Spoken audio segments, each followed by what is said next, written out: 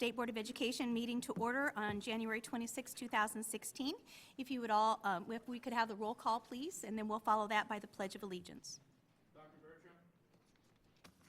Present. Dr. Ernest? Present. Dr. Freitas? Present. Mr. Henry? Present. Ms. Kwiatkowski? Present. Mr. Melton? Present. Mrs. O'Brien? Present. Mr. Watts? Present. Mrs. Wicker? Present.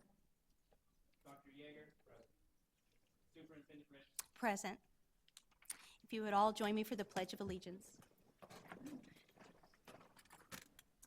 I pledge allegiance to the flag of the United States of America and to the republic for which it stands, one nation, under God, indivisible, with liberty and justice for all.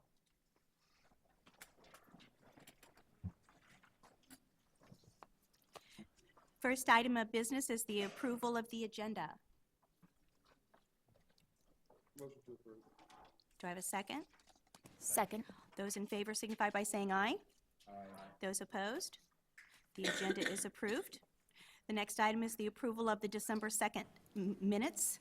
Do I have a motion to approve? So moved. A second. All those in favor signify by saying aye. Aye. Those opposed? We have approved the minutes for December 2nd, 2015. I'm going to forego any statement from the chair so that we can get right down to business. But do board members have comments or reports? Mr. Melton? Good morning, everyone. First, I want to thank the entire outreach team in Northwest Indiana for doing a phenomenal job. Last week, I had a chance to visit several of the schools that participate or are part of the Turnaround Initiative, East Chicago Block, Gary Beveridge, Gary Westside, and Gary Roosevelt. And just to see some of the progress that's taking place in the schools, I commend their administration, their team, and their leaders for those efforts. And I also want to thank DOE for providing that technical assistance to the district. You're most welcome. The other part of the discussion, towards the end of the day, I had a chance to visit Roosevelt High School in Gary. And part of my concerns at Roosevelt is part of the concerns of a lot of people in the community throughout Northwest Indiana and specifically the city of Gary. Upon a visit, I'm sure many of us have read that Roosevelt, which is under state takeover, which is ran by Edison Learning, the heating system, the boiler, has been out. And students have been out of school for several days without that being within their control. One of the things, the conversations I'm hearing from parents, teachers, administrators is this has happened every year for the last 4 years. Today, what I wanted to just express concern and the issue to fellow board members and to DOE and the SBOE staff is there a way that we can look at not fixing the issue, but solving the issue? Once again, every year, this has been a recurring issue in the wintertime. Our children don't deserve to be in the cold, to learn in that type of harsh environment. So I believe that we have the leadership and folks at the table that we can figure out, since the school is under the state's auspice, what can we do to rectify this issue? I want to thank the superintendent, Pruitt, Dr. Pruitt, and her leadership and team, as well as the Mayor Gary. It's been a community concern. And so I want to acknowledge their leadership in fixing this issue. School is back in session, according to what I've heard. But once again, it's a repair. The school district has invested and made the repairs over the last 4 years. And I will be interested to know how much over the 4 years they've invested each year to make that repair. We all are aware of their financial conditions in the city of Gary, the Gary School Corporation, millions of dollars in debt. There is legislation to help them get back on the right track. They have a financial manager that's helping them to get them on the right track. But the reality is they just don't have the funds, according to the information I'm receiving and the research I've done. So again, I just really want to express that concern that the children, I commend them for proactively protesting that they deserve a better education environment. And again, I just ask that everyone, that we can partner and collaborate and figure out what can we do, since this is a school that's under the state, what can we do to help solve this issue? Thank you, Eddie. I will say that I know we have some upcoming meetings between the department and the DUAB to see what we might be able to do regarding this issue, because you're right, it's an ongoing issue, and the financial troubles are great, and how do we ensure that we have students in buildings? And I would say it's probably not even just related just to Roosevelt, that there are issues in the winter time sometimes with their other buildings as well. So it is an issue, and we're going to have some upcoming meetings. Yes. Since we're on this topic. Did you push the button? Thank you. Since we're on this topic, I thought I would also comment. I share your concern, Eddie and Madam Superintendent, about the situation with the Gary schools. As you know, we voted last year about the same time to close a school because of our concern for the failures of the school district. And you know, you articulated it very well, but the situation is indeed dire. Kids are not just going to school in their jackets because there's no heat. Kids are not going to school at all because the schools are closed, and that is a tremendous failure of the school district. And I think that we need to treat this with the urgency that it deserves. It's not something that we should, set up a meeting and talk about. But this is really, we are failing those students who so deserve the education that should be provided to them. And to me, this is almost unprecedented that, a school district is failing to provide facilities that can even open in the wintertime. To educate our kids. So I would urge the superintendent, I would urge this board, I would urge other stakeholders to treat the situation with the seriousness that it deserves, because it is really a dire situation. Thank you for your concern, Superintendent Vilmine. One of the things I also want to just bring forth is we look at ways to solve this issue. After having a conversation with several legislators, I'm aware that there are funds around turnaround schools that were in a state budget. And I will hope that if there's an opportunity to look at that pool of dollars to help replace the boiler versus making minor repairs. So hopefully, like you said, with the sense of urgency, because we're still in winter, and in Northwest Indiana, we do have harsh winters. And I want to make sure that, like you said, the students and the teachers and administrators in that school building have a safe environment. Thank you, Eddie. Thank you. Any other board comments or reports? Oh, Sarah? I recognize that we will be having a conversation about the formative assessment monies a little bit later, but knowing that at this point, the K-2 funds still have not been dispersed to our schools, and my understanding is there hasn't been any guidance on that issue as well. I'm hoping that while we address this year's issue a little later in the meeting, I'm hoping that we can also bring a revised timeline when looking at future administrations of these grant monies. Everyone is in agreement that this is a great direction to head so that our schools can make individualized decisions on the best use of assessment within their buildings. But I think everyone also recognizes that February disbursement doesn't necessarily help schools make the most well-informed decisions on what they can afford to provide for their students. So I'm hoping that we can have further conversations on that front. We certainly can, and I can give you a small update, and then we can have Michelle give more information later. So I know initial guidance was that there might be a reimbursement in two different pieces, but we have figured out to do the reimbursement. It should be coming very soon for the formative assessments all in one lump sum.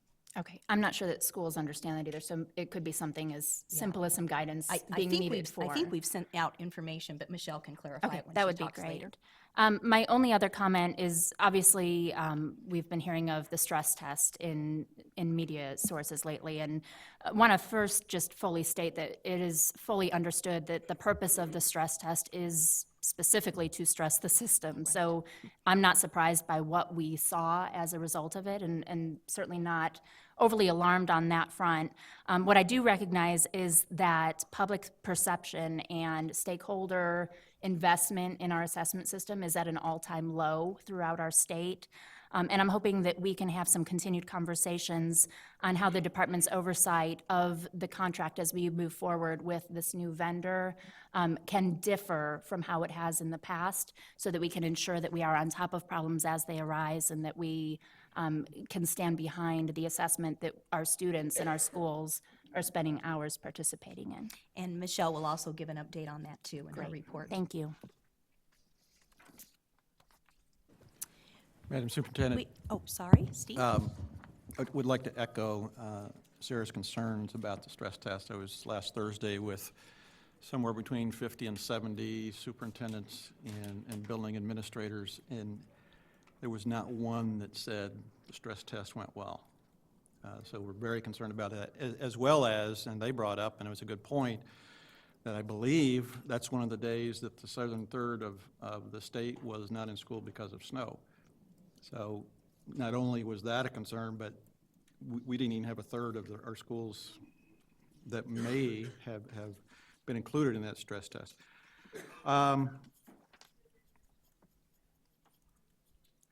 Just a question for clarification and kind of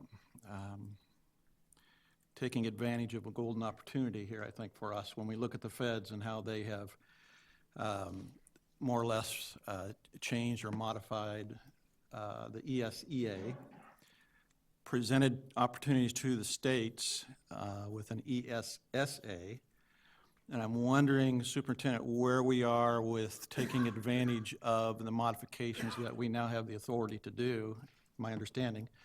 And I would hope that our legal people are still looking into that and trying to read through all that and make sense and recommendations. But where are we with the opportunity to change the whole ISTEP fiasco, and does it make sense to change directions at this point? Do we take advantage of it? Similar to what you and I did with the A to F issue, when we took advantage of, when the iron's hot, you strike it, and we took advantage of that and made, I think, some good change, some excellent changes, and some modifications that are good for schools and boys and girls. So I'm wondering where we are with that, and if you could maybe give us an update. I know we have a meeting coming up in another week or so, and maybe that's a more appropriate time, but No, I can give a quick update on that. In actuality, we have a 2-year contract with Pearson for ISTEP as we know it now. It is a good opportunity to start talking about our assessment system and what we'd like to see and how we'd like it to look. There's already language moving through the General Assembly to establish a panel, very similar to the accountability panel, to actually begin that process, and I welcome that. I have long been a proponent to have an assessment system that actually knows where students do perform and can see the growth of their students over time, as opposed to a pass-fail test at the end of a school year. So we will be moving in that kind of direction, I think, to begin that dialogue, and I'm hoping that that makes it through the General Assembly. I think it has widespread support. do you know the bill number for that? 1395. Yes, it is, 1395. Thank you, Brian. Yes, you may. So at the federal level, when they've put out guidance on assessments, they are putting quite a bit of it back on states, which will be a good thing for us. Are they still requiring, though, that states have summative assessments? Yes. That's So, and that's where we have to look at our our system, and, is there a melding of the formative and the summative so that we can have clear understanding about where our children perform and grow? There's going to be some very specific pilot opportunities, I know, that are within that information. We're expecting to get some of the first guidance from the U.S. Department of Education in March. And so we'll know more at that time. I do know assessments still need to occur on an annual basis for grades 3 through 8 and once in the high school, and we have in Indiana, we do that at grade 10. They still need to be in language arts, and they still need to be in mathematics and science in the grades in which we currently do them now. So none of that has changed, but they still have to be aligned to standards. But what the assessment system looks like, and they are going to free up some of the regulations, I believe, on what those look like. I'll be interested in following that, and thanks for the update. I didn't realize we were going to get something from the feds, and you said in March? Yeah, I think we're expecting some of the first guidance in March. Okay, so we'll get updates here, I would We assume. will. I'll be glad to forward them to you. Yeah, my understanding is, you know, the feds are still interested in formative and summative assessments and how all that works. And I think the preliminary read through all that says that we can identify summative assessments in different ways than what we have in the past. So I look forward to that, and I think there's some real opportunities, given that loophole. I think there's some real opportunities for us to take advantage of what the feds have given us. I would wholeheartedly concur. Yeah, yeah. One other Sorry. thing Oh, before you sorry, go. Steve. I wanted to say welcome to PJ, new to the staff, and we're pleased to have you, PJ.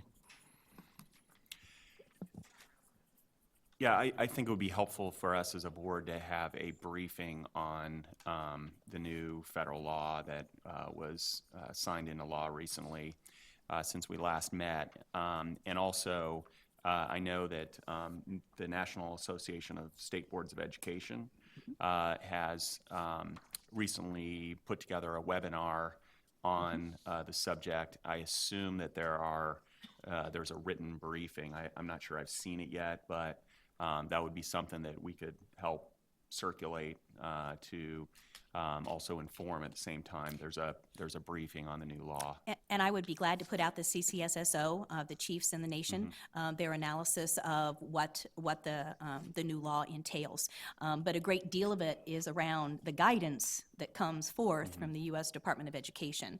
And so we might see what's in the law, but then actually how it's interpreted and how it's implemented is another whole piece. So we actually need to know what the guidance is going to be behind it. For clarification for the public then, we're a 2-year contract with Pearson. We do. And so we're looking for the same for the next 2 years, is that correct? Yes, our practice. system is in place for the Okay. next 2 years, I Is believe. Pearson here today, do you know? I do not know. No. She said no. Next week, they'll be here Okay. at the regular board meeting. Okay. Closing question. Since and I'm bringing back my previous topic, I want to make sure I walk away a little bit more clarity. Since we have a board meeting next month on the 3rd, can we walk away with the understanding that we'll have a resolution to the boiler issue or what could be done by that board meeting? I just didn't want to walk away with it floating in the air as a conversation or a topic, but hopefully we can come back by the next board meeting, which is next week, and address the issue and figure out what can be done. We certainly can come back with an update. I'm not sure if we'll have a total resolution within that very short period of time. But we have a lot of people to talk to, and we're talking about funding here, and quite a bit of funding. So I think it's going to have some intense conversation. Thank you, Eddie. Thanks. All right, I think we're ready for general public comment. First will be J.T. Koopman.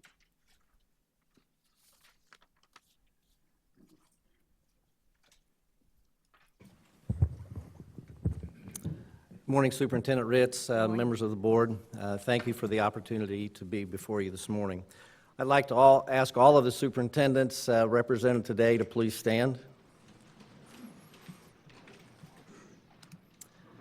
As you can see, we have quite a contingent with us this morning. And so, again, my name is Dr. J.T. Koopman. I'm the Executive Director for the Indiana Association of Public School Superintendents. And I'd like to thank all of the superintendents that are with us today.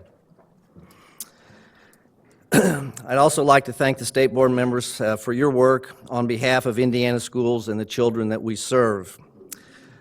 I'd like to also thank you for hearing our voices and to indicate to you that IEPSS stands ready with our members to help you with any initiative and support your work in any way that will help foster better educational opportunities for our children and support our teachers and school leaders in Indiana public schools. As Dr. Yeager just mentioned, with the reauthorization of ESEA by Congress, ESSA will allow states to determine the direction of education for their respective states with less federal oversight. We, collectively, as a state of educational leaders and supporters, have a genuine opportunity to get it right for the benefit of our students, our educators, and for the right reasons. I would like to thank all of the Indiana superintendents who made time in their busy schedules to attend today's meeting. Each one of the 8 IEPSS districts will be represented by a spokesperson indicating the importance we attach to the issues that we must confront to move education in Indiana in the right direction. Things like assessments, accountability, and teacher evaluation models that we can gain control over and make sense out of for Indiana schools and communities. Again, our presence indicates the importance that we attach to this, and we stand ready to help you and support you in any way that we possibly can. We would also like to thank the House and Senate leaders for authoring House Bill 1003 and Senate Bill 200 with Superintendent Ritz's guidance that protected schools, teachers, and districts from the harmful effects of a statewide testing situation that went terribly wrong. By way of introduction, I would like to introduce Brad Snyder, followed by Tom Hunter, Rich Arkanoff, Rocky Killian, and Ryan Snoddy and Randy Zimmerly. We thank you for the opportunity to be before you this morning, and thank you for listening. And again, we offer our support to you in any way that we can. You are most welcome. Brad Schneider? Good morning, and thank you for allowing me the opportunity to speak today. My name is Brad Schneider, and I'm the superintendent of the Warwick County School Corporation, and I'm here representing superintendents from District 7 in southwestern Indiana. Several of my colleagues are in attendance today because we feel strongly about public education and the issues we're facing. First, we are appreciative of our legislators passing and Governor Pence signing Senate Bill 200 and House Bill 1003, the so-called hold harmless bills for the 2014-2015 ISTEP Plus results. And while appreciative of those efforts, we want to encourage you, the legislature, the Department of Education, and Superintendent Ritz to work together to fix our very broken accountability system in Indiana. Indiana parents, teachers, and students deserve an assessment and accountability system that is fair, transparent, and easy to understand. ISTEP Plus is none of these. Our teachers are prepared for, and our students have taken 3 different versions of ISTEP Plus, covering 2 sets of standards in just a 3-year period of time. Our teachers and schools have basically lost 3 years of data. Comparing the results of these 3 different tests and 2 sets of standards is very much like comparing apples to oranges to bananas. It's a nice way to make a fruit salad, but it's certainly not best practice and not worth all the wasted time our students spent testing these past 3 years. Please understand, superintendents, principals, and teachers welcome accountability. The work we do is too important not to be held accountable for what we do. We simply ask for an accountability program that is fair and transparent. Our current accountability program is not transparent, not fair, and confusing, even to educators. Parents don't understand how a student with an 82% combined pass rate is a B, while a school with a 68% combined pass rate is an A. There are too many labels for schools. For example, an elementary school in my district earned a 4-star school award. This was a great accomplishment for a school with a 52% free and reduced lunch population. The school and town was very proud and excited to earn this prestigious award, but then disappointed to find out they earned a C letter grade in the same year. Another school in District 7 earned an A letter grade and was named a National Blue Ribbon School, but the following year, the school earned a D. Our accountability program must be more transparent, fair, and easier to understand. The superintendent of Indiana's public schools stand ready and willing to discuss and work toward a better accountability system for Indiana students and schools. I'm also here this morning to applaud and recognize the great work our teachers are doing in their classroom every day of the school year. These caring, hardworking professionals deserve our admiration and respect for the great service they provide our state by educating young Hoosiers to a very high level. As superintendent, I'm greatly concerned about the morale of our teachers. They've been unfairly criticized and penalized by legislation the past several years.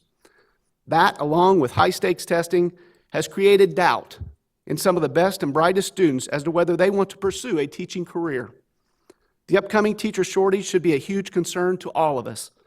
It is real, evidenced by enrollment numbers in schools of education throughout the state that are down by 25 to 40%. Another concerning trend is the number of first-time teaching licenses issued by the Department of Education, which is down significantly. We must work to retain and attract our best and brightest to the teaching profession. In closing, because I want to be cognizant and respectful of your time, I hope each of you had time to read and thoroughly study the April 2015 analysis of Indiana School Choice Scholarship Program completed by the Center for Tax and Budget Accountability. If not, I've brought copies of the report for each of you. Every Hoosier should read this report. I want to read a brief part of the conclusion, and I quote, "This research and analysis was done to answer the simple question posed at the outset of this report.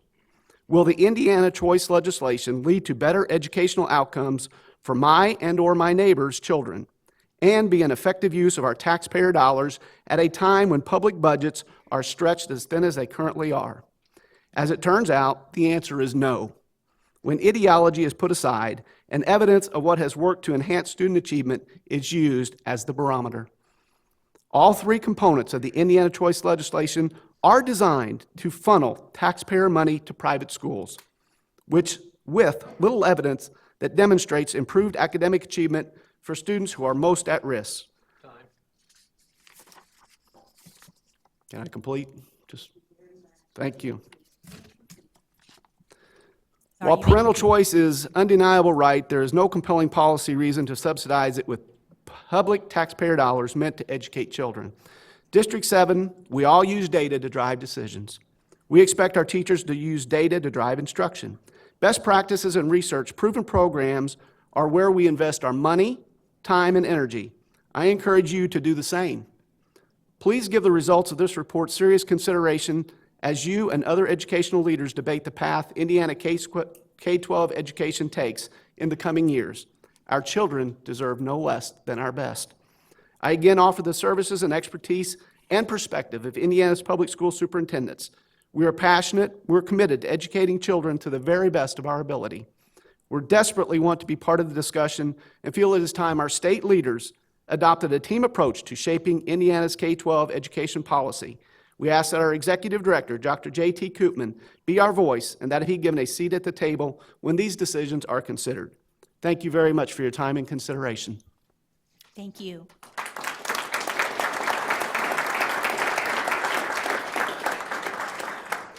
Tom Hunter. Board of Education members, good morning.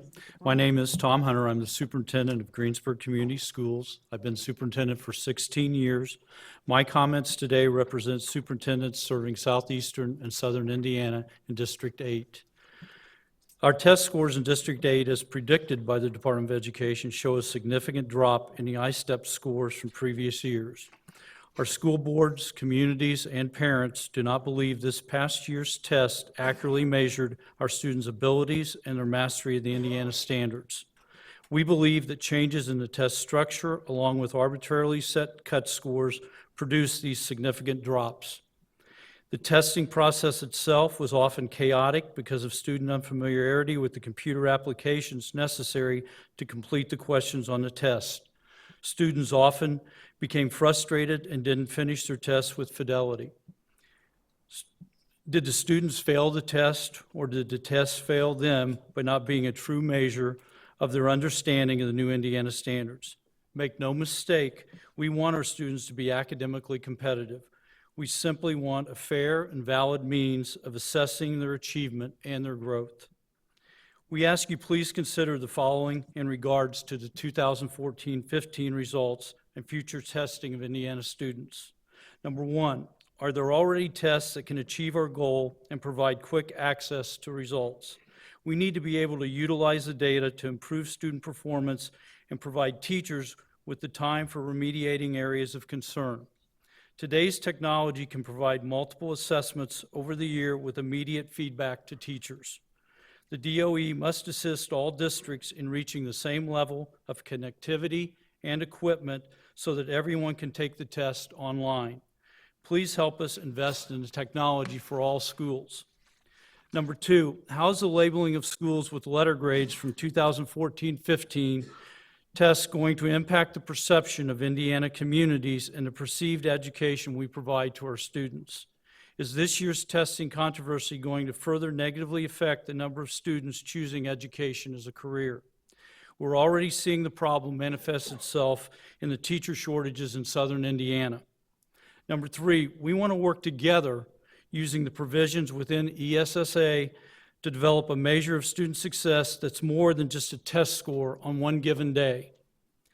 Number four, with many of our school corporations in District 8 having more than 50% of their students living in poverty, we do not need a demeaning letter grade attached to our schools and our community.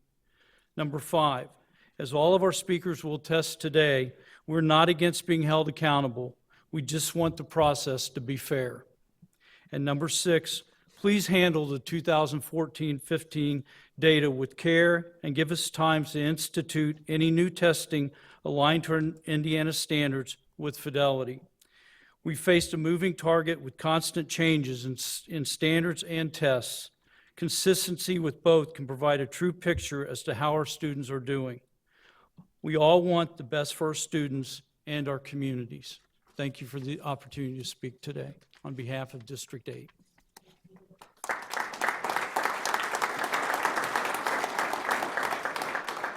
Rich Arkanoff.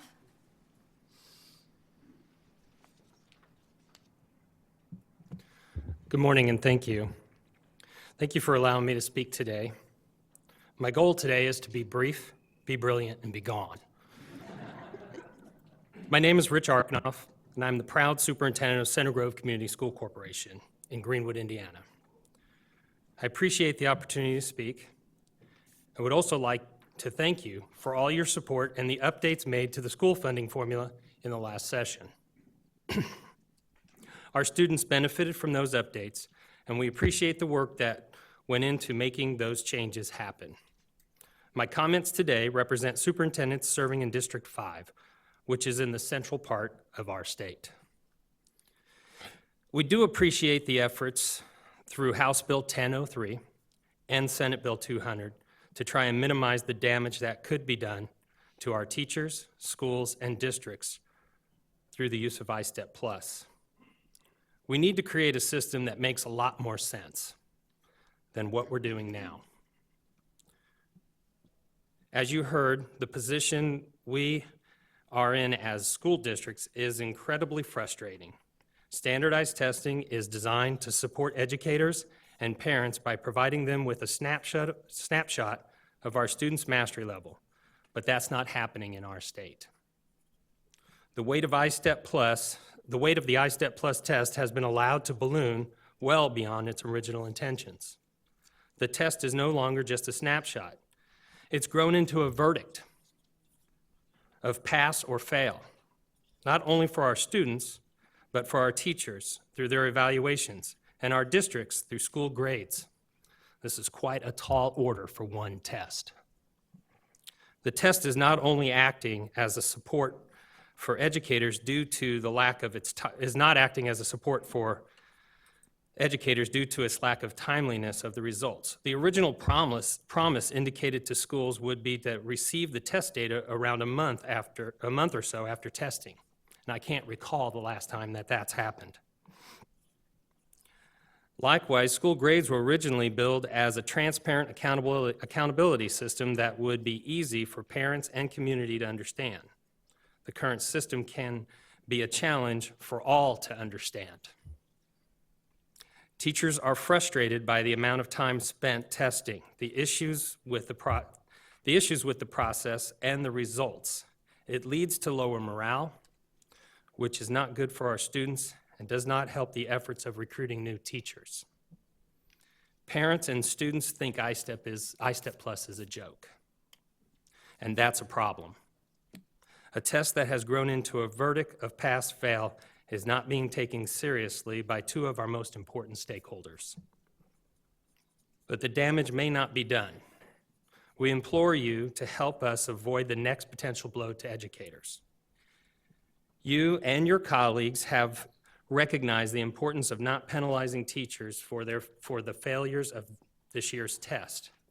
But this hold harmless legislation will create harm if the school grades are released to the public and to the media.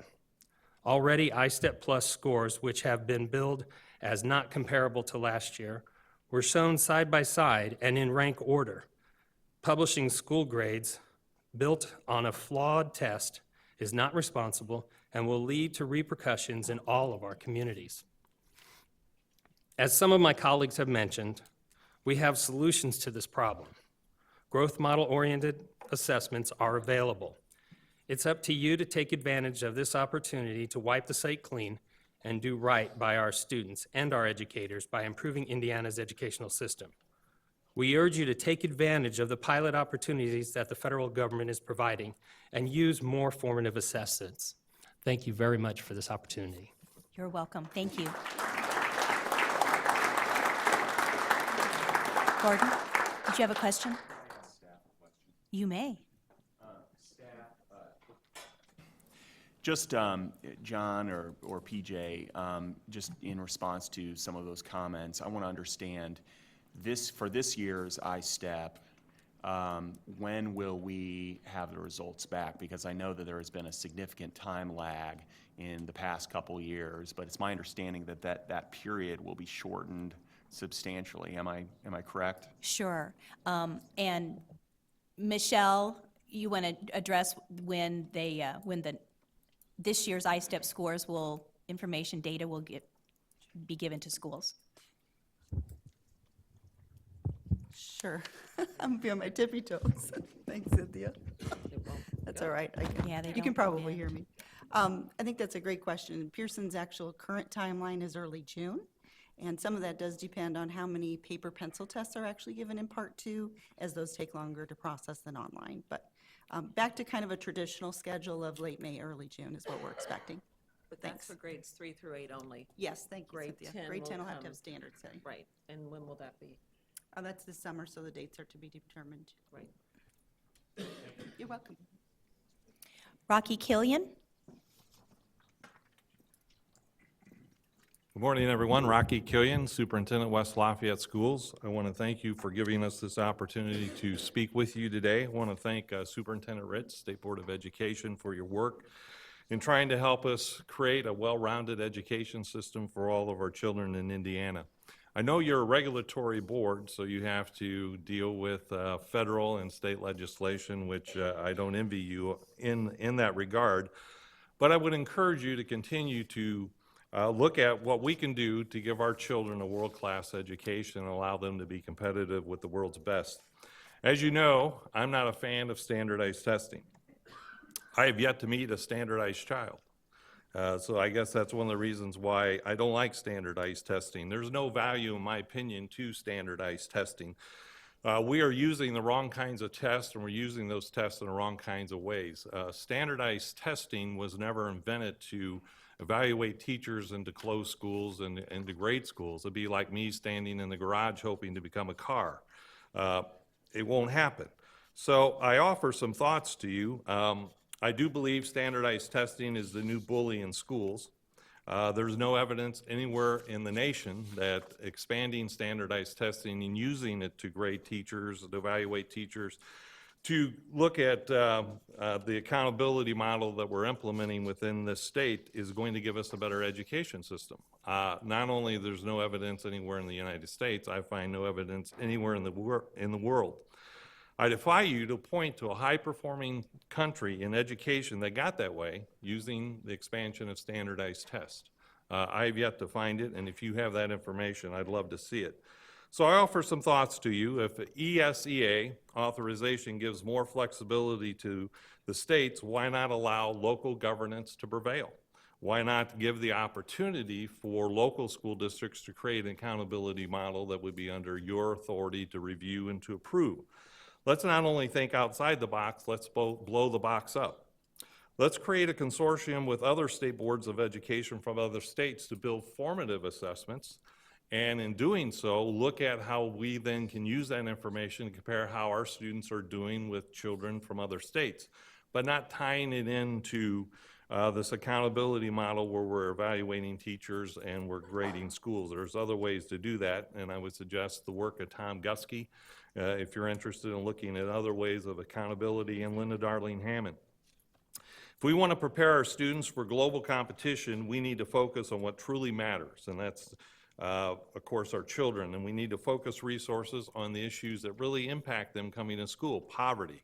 We need to focus resources on early childhood. And if we want to standardize anything, let's standardize the teacher preparation programs. We have over 1,900 teacher preparation programs in the United States.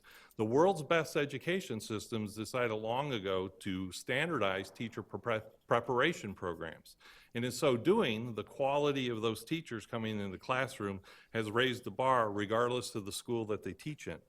So if we want to do something with standardization, let's look at that. Let's return education decision-making back to the schoolhouse instead of the state house. The best assessment tool ever invented. It's not a computer, it's not testing, it's a teacher. And if we want to know how our students are doing, we don't need to spend $95 million on standardized testing. Let's just ask the teacher. Thank you very much.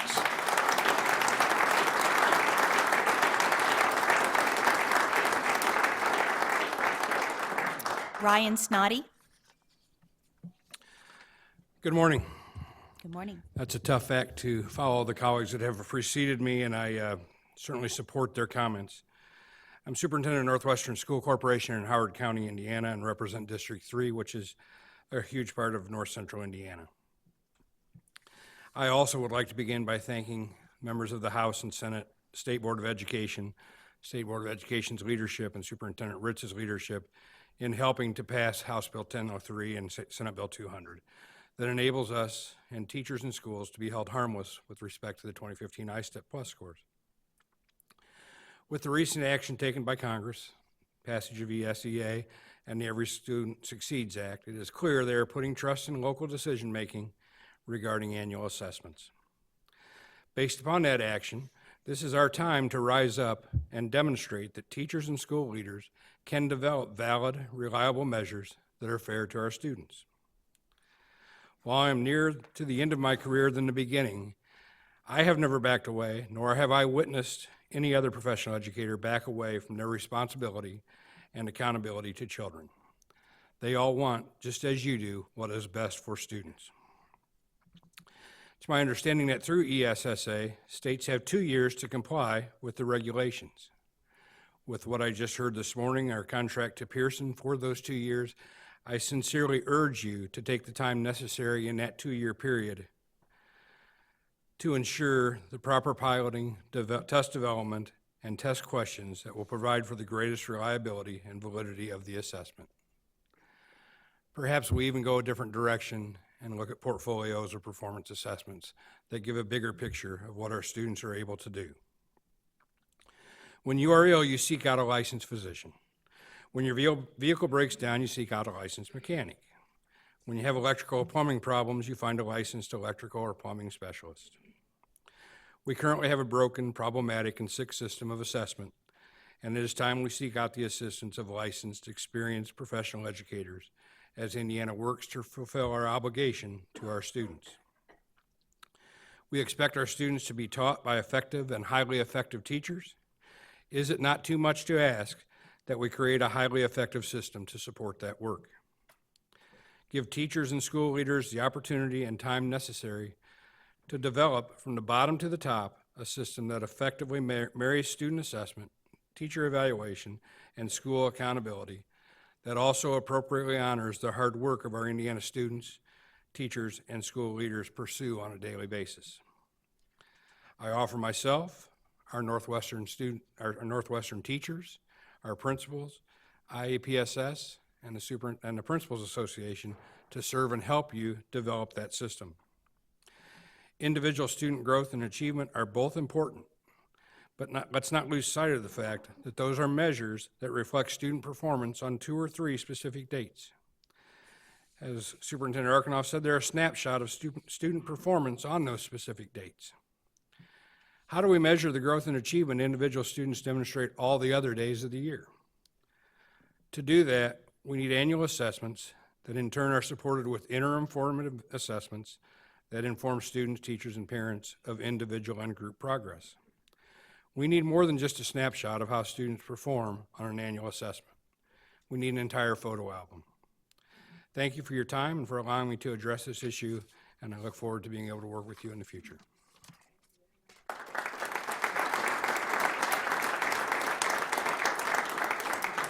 Randy Zimmerly. Good morning. My name is Randy Zimmerly, superintendent at Westview School Corporation up in Topeka, Indiana. I've been the superintendent there for the past 17 years. Really would like to thank you for this opportunity to speak to you today. My comments represent superintendents serving in the northeastern part of our state, District 2. Many concerns related to the Indiana statewide assessment intended to hold schools accountable have been expressed by others today already. We share these concerns. We appreciate the efforts being taken to decrease the harm using these results would cause. However, our greatest interest is in how we will move forward. Congress recently reauthorized Elementary and Secondary Education Act to Every Student Succeeds Act, our ESSA. The new federal legislation allows Indiana to refocus our attention on the original purpose of school accountability, which is a commitment to continuous school improvement. We encourage you to re-examine our current system and remove ourselves from under the unhelpful mandates that have been imposed by our state over the last 13 years by No Child Left Behind in the subsequent waiver rules. We encourage you, our State Board of Education, and other policymakers to take full advantage of the 2 years that we have to comply with these new testing requirements.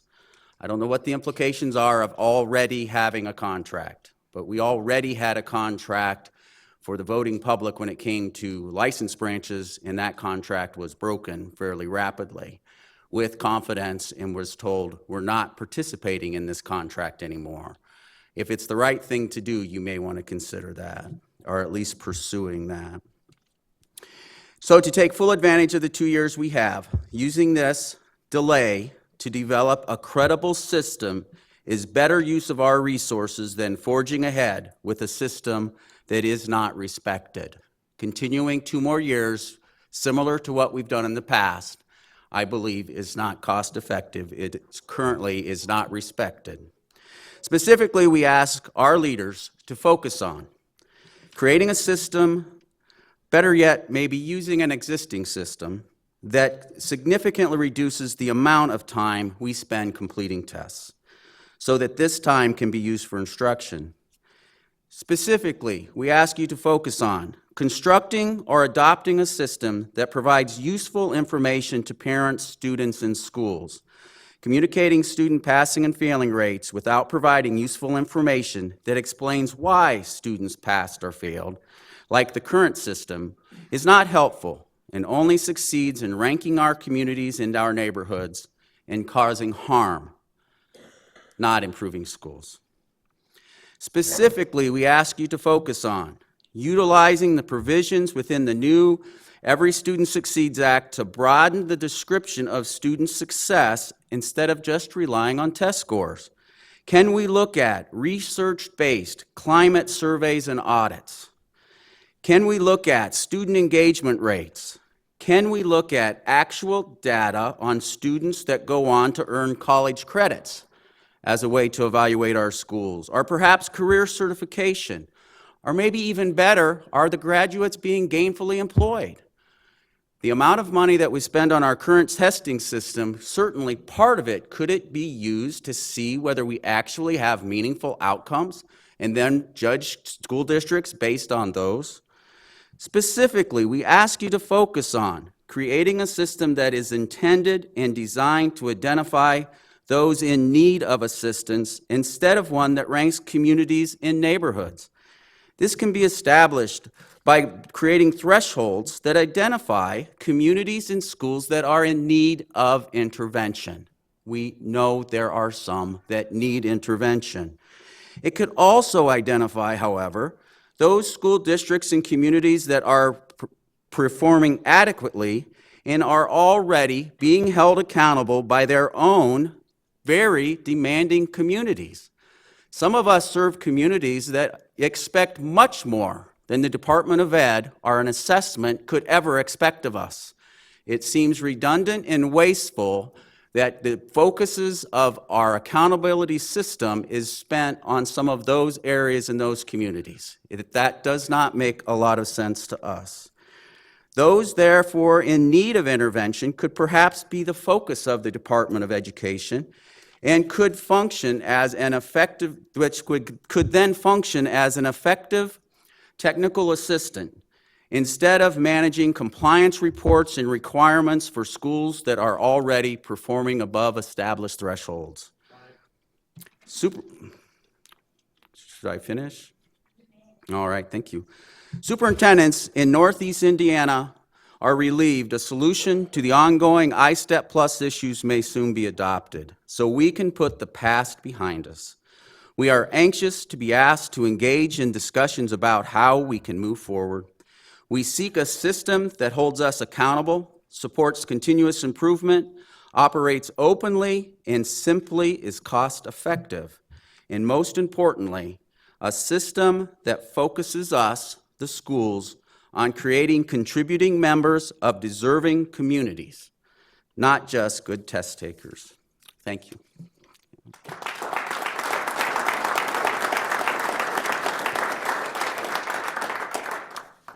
Next speaker, Irma Lardidel.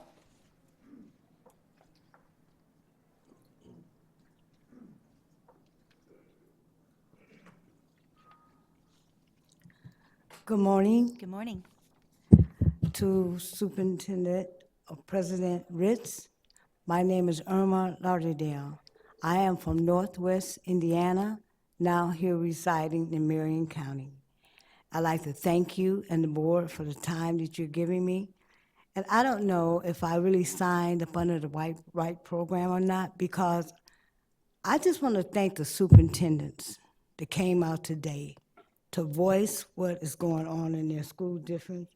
You guys need a round of applause, and I mean it. For the past 20 years, I have been a parent advocate for the Title I program for Northwest Indiana.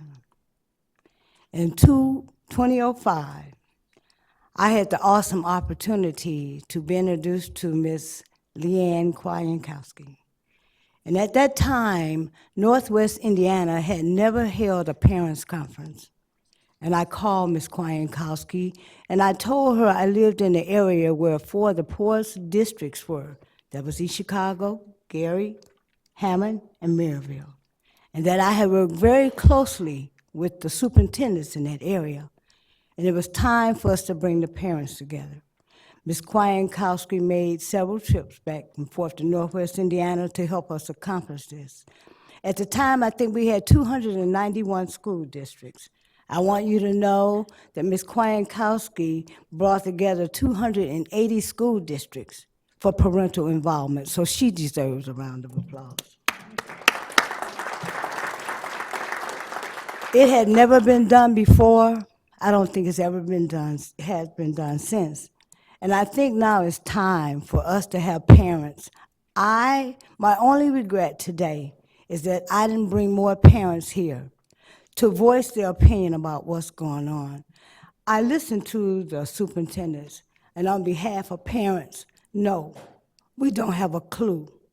I'm now a grandparent, and I'm trying to help my granddaughter. And I'm at Wayne County almost every day, Wayne Township, trying to find out what's going on. It's very frustrating for parents and grandparents who are trying to help educate their children. I think we have some of the greatest educators in Indiana that's on the face of the earth. I was born here in Indiana. I was educated in Indiana, and I stand behind the educational system as far as the superintendents are saying about the teachers teaching our children. I think that it's time that we also told the government, let us have an opportunity to help every child, because I believe in my heart that every child can learn. If we network with the educators, along with the parents, but because they're second only to God in the lives of their children, I think we can accomplish many things. I'd like to encourage all of you to go back to your districts and involve your parent involvement groups. Get them involved so they can come forward and make comments, and let's try to make changes for our children. They're going to leave us someday, and they're going to go out into the world. And I believe here in the state of Indiana, we can turn out great people. Thank you. Thank you. The last speaker that I have is John Ritzler. John, are you wanting to speak now or wait for accountability update? I can tell you the accountability update will be probably limited to the actual placement of the categories of the schools today. We have a meeting just coming up next week in which we are going to be working with a new accountability system and taking some action. So I'll leave that to you as to whether you would wish to speak now or wait. I'll go ahead and speak now. Okay. I am speaking specifically on the proposed accountability model. I'd first like to thank both the superintendent and members of the board for their efforts to improve the school accountability model. That said, there remains room for additional improvements that would increase both the validity and the reliability of the model. My professional background includes an earned PhD in the areas of measurement and evaluation, hence I hope that I bring a level of credibility regarding improving the validity of the model. In the interest of time, I'll focus on two specific suggestions. The first concerns the mechanism for determining the degree to which schools positively impact student growth. The proposed model uses a matrix that compares prior student achievement to student achievement at the conclusion of 1 year in a particular school. For each of 8 prior achievement categories, the model identifies low, typical, and high growth targets. An example which illustrates the first areas needing improvement involves 2 hypothetical schools. In the first hypothetical school, all students enter the school with prior achievement in the did not pass range. And the second, all students enter the school with prior achievement in either the pass or pass plus range. For this example, let's assume that in both schools, teachers are able to facilitate typical growth for all students. Using the model as it's currently proposed, in the first school, facilitating typical growth for all students will earn the school 50 points, which equates to a grade of F. In the second school, facilitating typical growth for all students will earn the school a grade of A. If you're a teacher, would you choose to teach in a school where your abilities to facilitate typical growth will earn you a grade of F, or would you choose to teach at a school where those same abilities earn you a grade of A? Clearly, the first facet of the model that must be modified is to adjust the growth table values to allow all teachers in schools, regardless of the prior achievement of their students, to earn a high or a low grade, dependent on the expected and then the achieved growth of their students.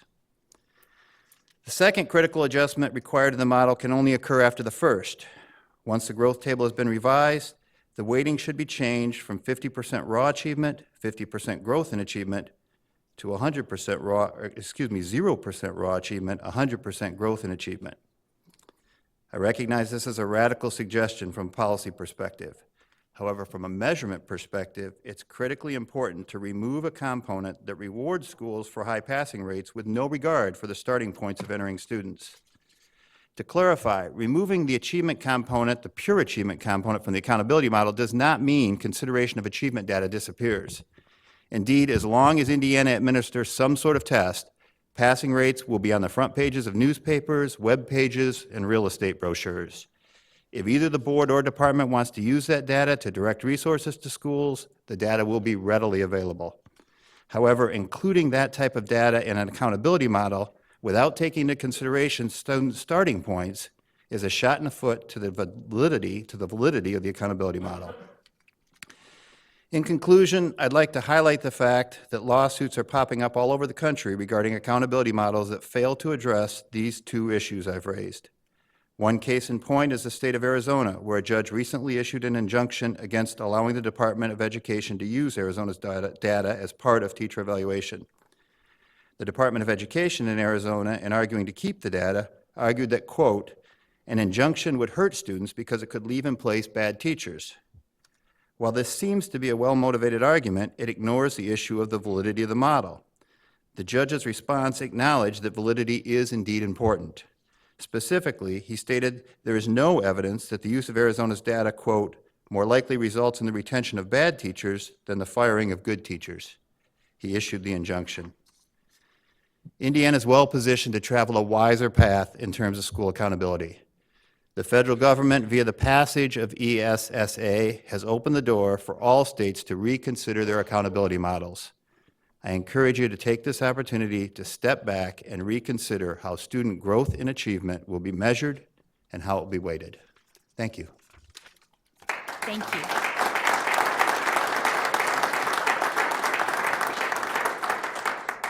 Superintendent, if I may. Yes, you may, Sarah. We have a resolution to recognize Ashley Cowger as item A under action, and she actually was supposed to leave a few minutes Oh, ago. my Is it goodness. possible for us to move that out of order so she can get to her next? Certainly, certainly. We'll go to new business, item A. Resolution recognizing Ashley Cowger. Do you want to go ahead and make the motion? I'd like to make a motion to introduce the resolution honoring Ashley Cowger. May I read it quickly? You may.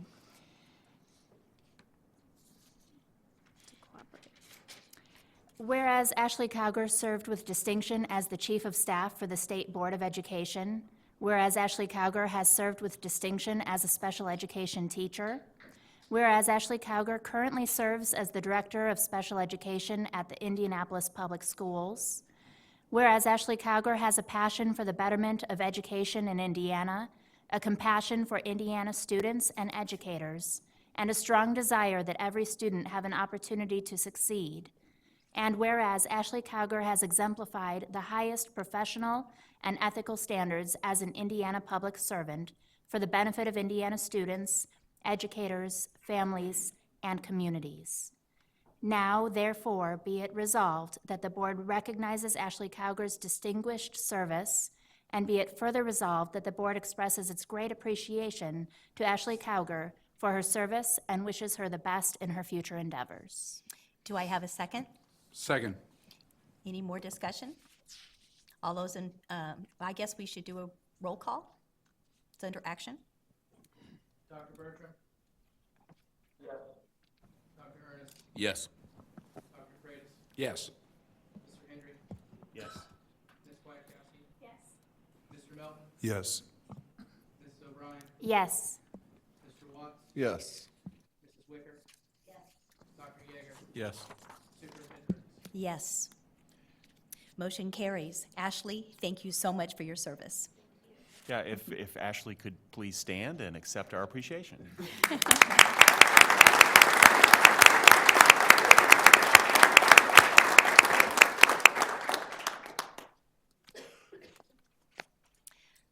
Madam Superintendent, if I could just make a Sure, statement Steve. before we move on from Sure. the presentation. I want to thank everybody for being here to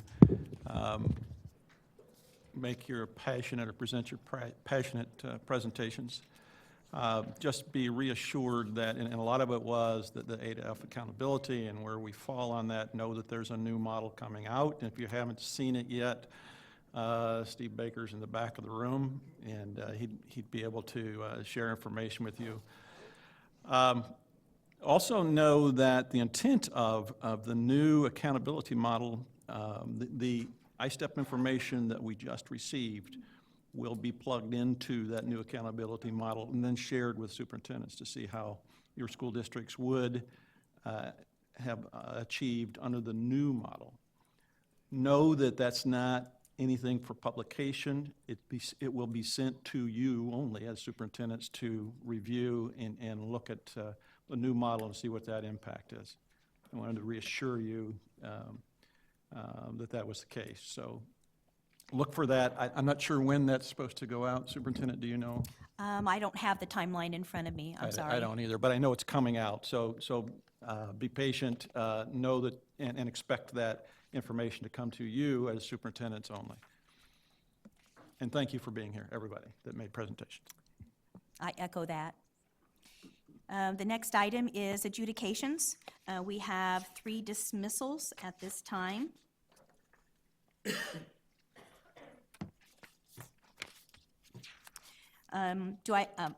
There's a motion to dismiss the cause 08-092015. Do I have a second? Second.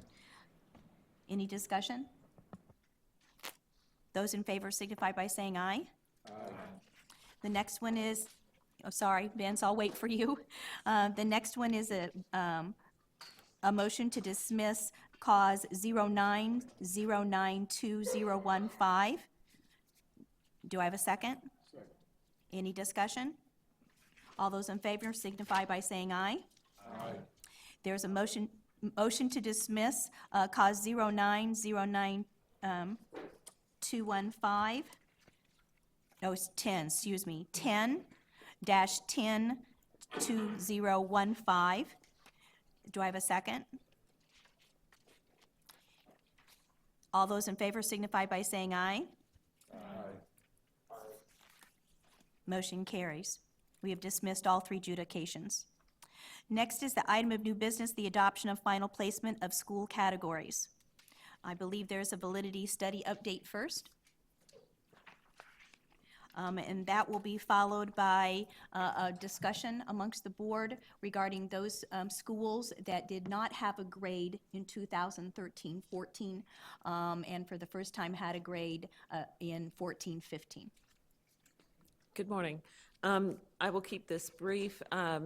We did do a series of validity studies. Dr. Ed Raber and Dr. Derek Briggs conducted the studies, and they will be here next week, actually, at the February board meeting to give a more in-depth. But the series of studies included standards alignment, assessment design, psychometric evidence, standard setting, statistical support for ISTEP growth reporting, comparability of paper-based and online assessment, which of course we saw that last fall, and the assessment of special needs students, a series of the series of validity studies. They define validity as the degree to which evidence and theory support the interpretations of test scores for the proposed use of tests, only when weaknesses are so substantial that they threaten to overwhelm the strengths that would one declare a testing program to be invalid.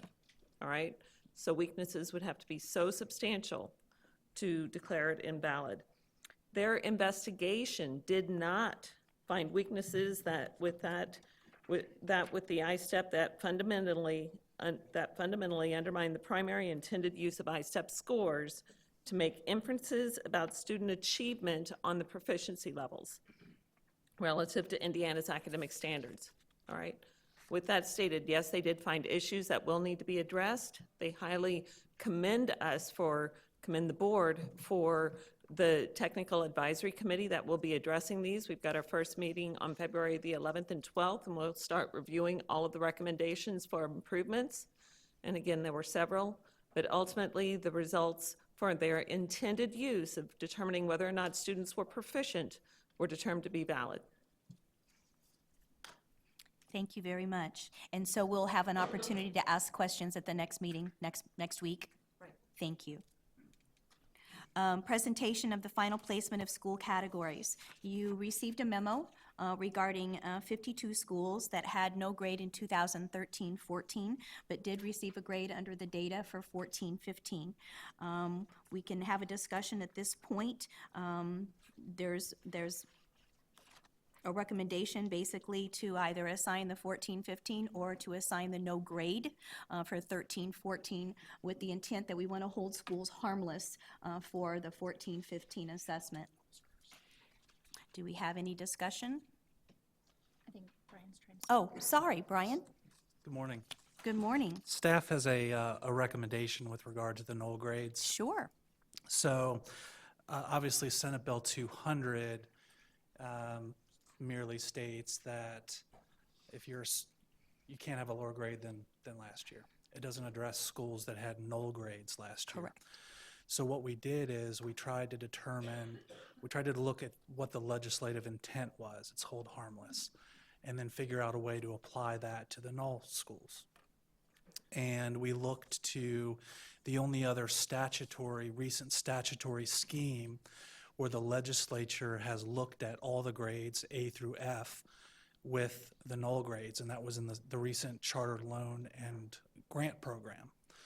And in that program, schools were automatically eligible for the loan and the advance, or the loan and the grant, if they had an A, B, or C. If they had a D or an F, they were not automatically eligible, but they were if they had a null grade. So we can glean from that the legislature determined that null is better than D or F, but not better than A, B, or C.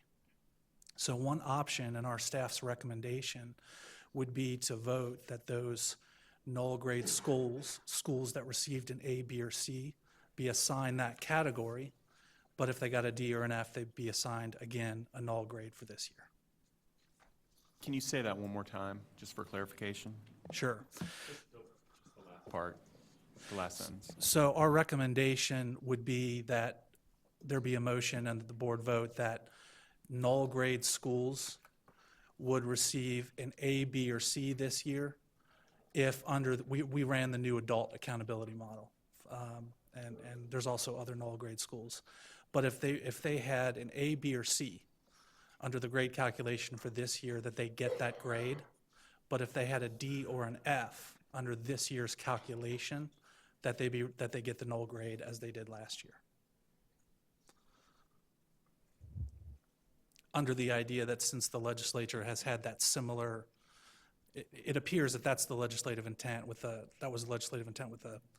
loan and the grant program, because null grades and A, B, or C schools were automatically eligible when D and Fs were not. So we think that would be a defensible approach to this issue. What are the numbers on the 52 schools? I believe you received the actual schools and the actual grades. It was in the actual spreadsheet with the grades. There was a tab. Yes, there was a tab. There was a separate tab. A separate tab for the schools who had a null grade in 13-14 and then had a grade in 14-15. And then in the last column, which was our recommendation, we had TBD because we wanted to bring it to the board for the determination. Do you have it? It should be at it was in the very back of my printout. Right. And it says to be determined because that's what we're discussing right now. And it says in 2014, the grade was no grade.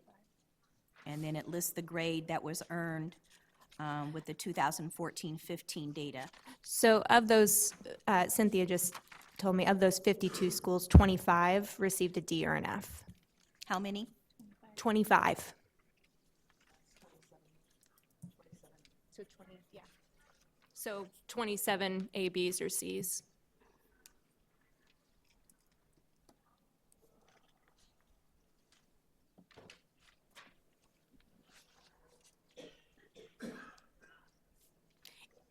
It really is the board's decision making that will determine what we want to do. We have several options. We can do an A, B, and C for those that receive that, and that would be the grade assigned. And then those who had a D or F would be receiving a no grade. We could also, all schools could receive a no grade. So that's also a viable option as well. So look Have forward the to a schools motion. communicated any preference? Not to the department. We haven't received That is any. also something that I felt we might be able to do, because I want to make sure everybody's held harmless. So, some may look upon a C as not necessarily being a grade that they want. So I don't know. We could do individual work with the schools as well. Just a point, Cynthia informed me that the adult high schools did contact her, and there were about 5 on the list, I think, roughly, that were adult high schools that were run under the model that didn't receive a grade last year and received a grade this year under the new model. Their feedback was that if they received an A, B, or C, that they want that to be their grade. So that is some feedback that was received.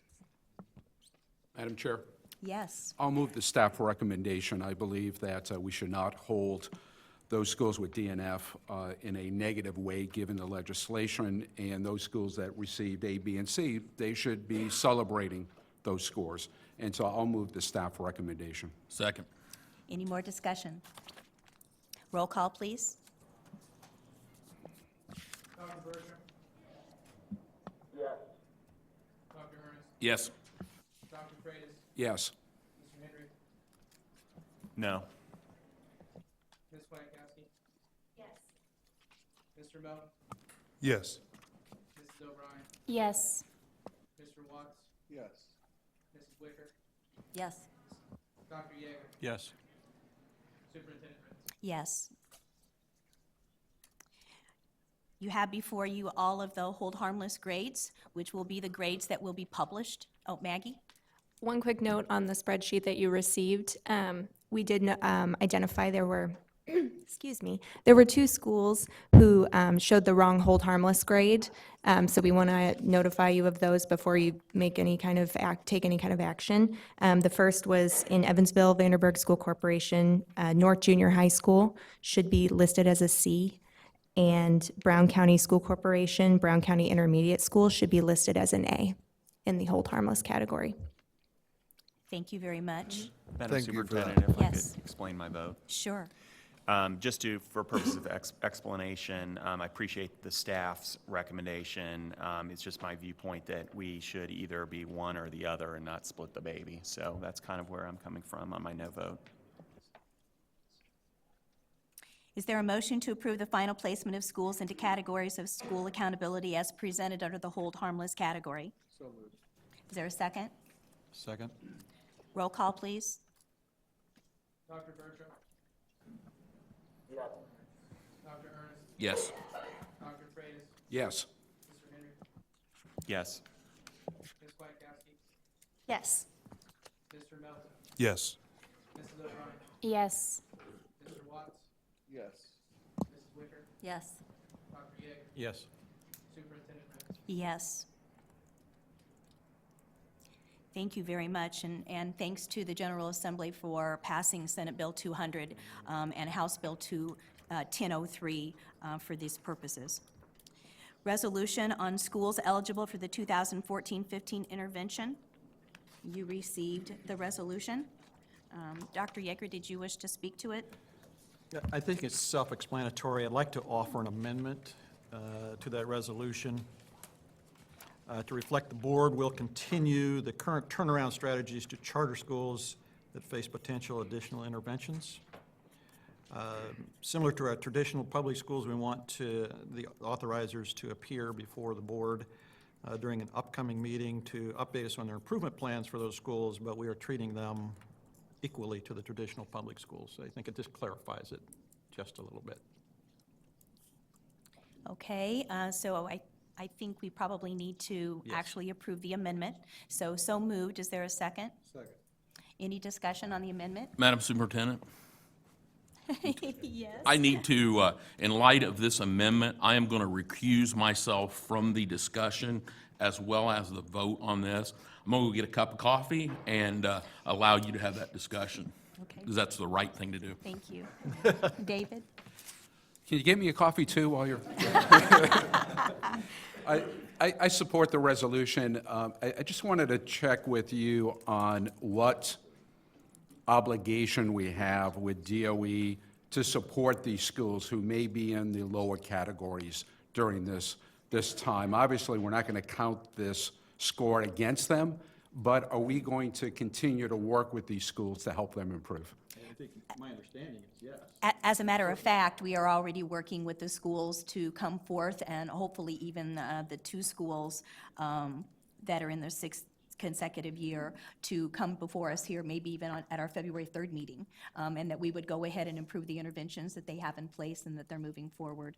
As to the charter schools, those that might fall into that category where the board needs to take action as to whether they remain open, they will come before us as well. So I don't think that this precludes some action that we may take later.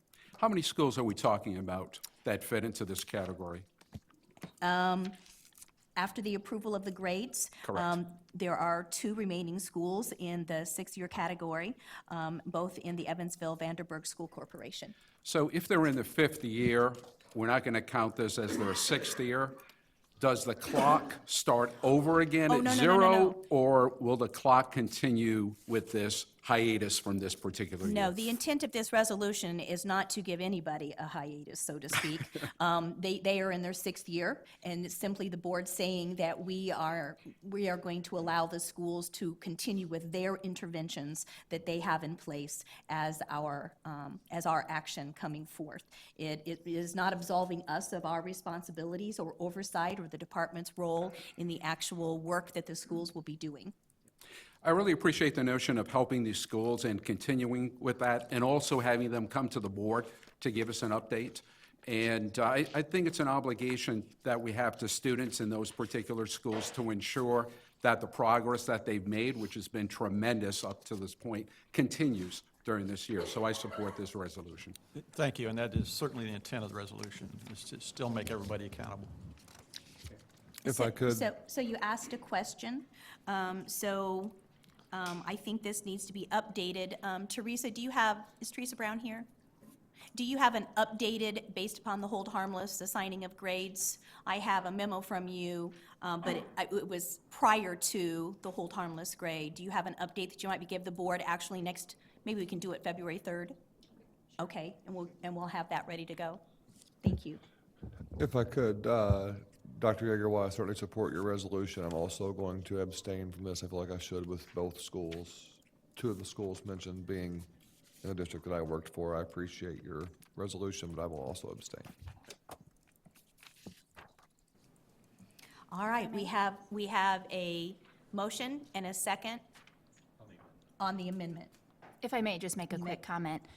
While I certainly support this resolution, I just want it stated for the record also that while I do acknowledge the great work that is happening in these schools right now, my support of this resolution is simply the same principle that we're applying to all the other schools today, that this is extending the hold harmless, and I'm glad that we're continuing those conversations as well. But I just want to make sure that it's understood that this just falls under that same umbrella in terms of the resolution itself. Yeah. Thank you for the clarification. Let's have roll call on the amendment. Dr. Bertram? Yes. Dr. Freitas? Yes. Mr. Henry? Yes. Ms. Kwiatkowski? Yes. Mr. Melton? Yes. Mrs. O'Brien? Yes. Mrs. Wicker? Yes. Dr. Yeager? Yes. Superintendent Fritz? Yes. And now for the full resolution. We have a motion to approve the resolution as amended. May I have a second? Second. Any more discussion? Roll call, please. Dr. Bertram? Yes. Dr. Freitas? Yes. Mr. Henry? Yes. Ms. Kwiatkowski? Yes. Mr. Melton? Yes. Mrs. O'Brien? Yes. Mrs. Wicker? Yes. Dr. Yeager? Yes. Superintendent Fritz? Yes. On to the last items of our agenda would be assessment update. Michelle Walker from the department, please.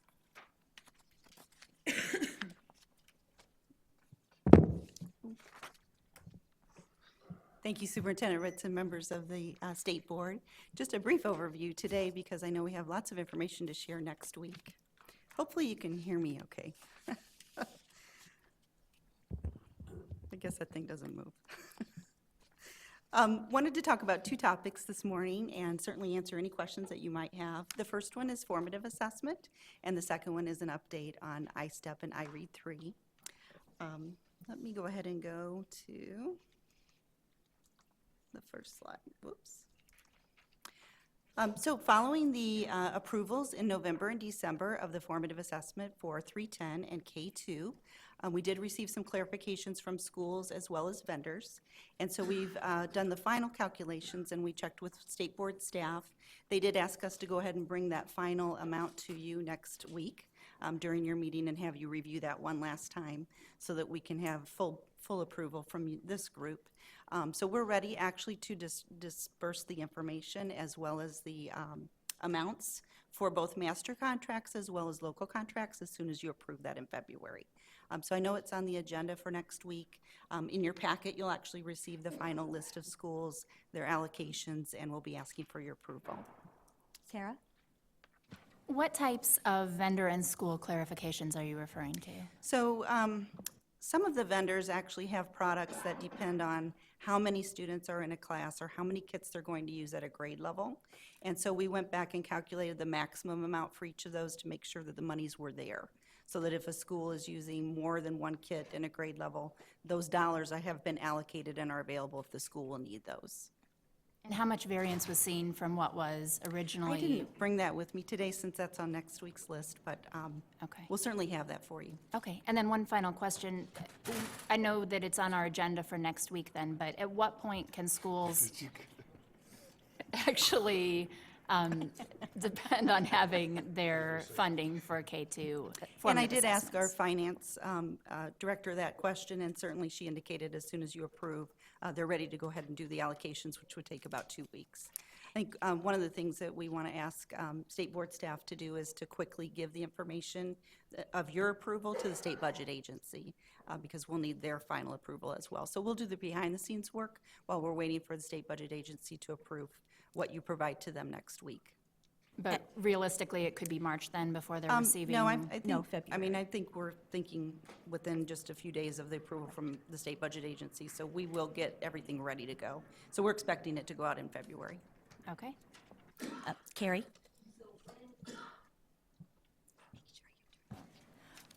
As far as like the K2 and the early learning interventions and the money, when were the schools made aware of how much they would be receiving on that? When were they given kind of the go-ahead? So they won't receive that until actually you approve the final next week.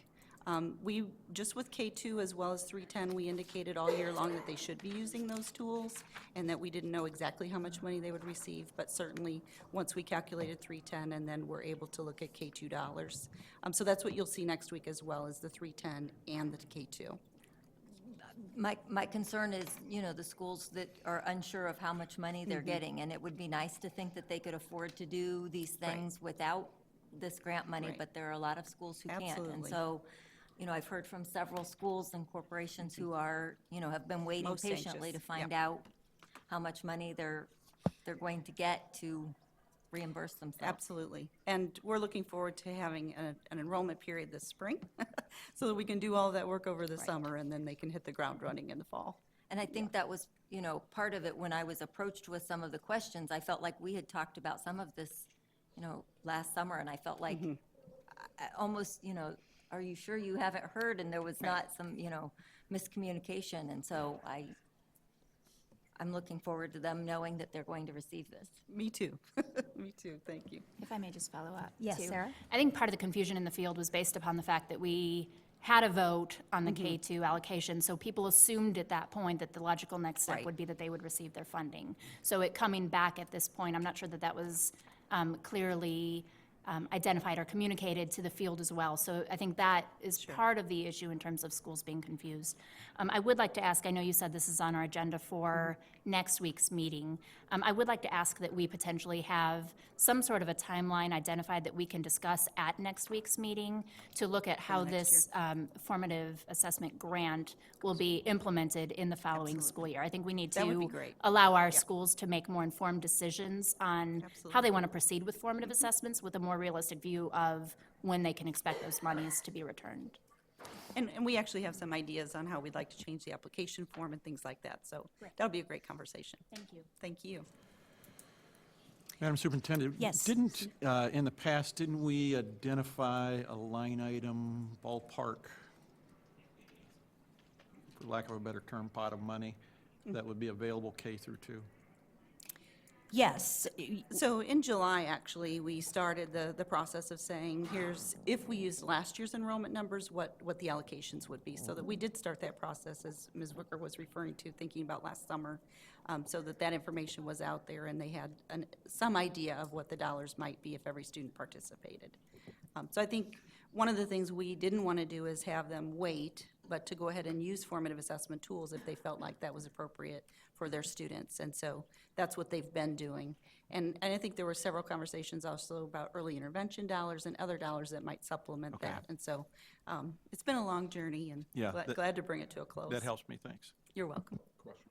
yes, David? Thanks for your update. Are there certain vendors that are being used more than others? Yes. And if so, is it worthwhile to identify those and to determine why school districts are using them more? That's a great question, Dr. Freitas. I think one of the slides I had in an update, and I can put that in for next week as well, gave an accounting, if you will, for how many schools had actually selected each vendor. Some vendors have multiple different tools, so it's a little bit, it's not exactly delineated to that degree.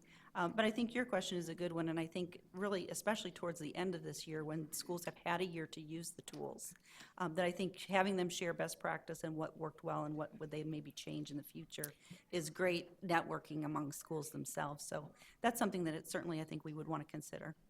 I'm really curious about the ingredients of those that are more popular. For example, the diagnostic components, Right. I believe is really important in formative assessment, obviously. Absolutely. And so I would ask you and maybe staff to put together just some ideas of why certain ones are chosen. And if there's a diagnostic component that's really favorable, we need to share that with other districts and maybe provide some examples so that all districts can become more informed Benefit. of what's usable and why.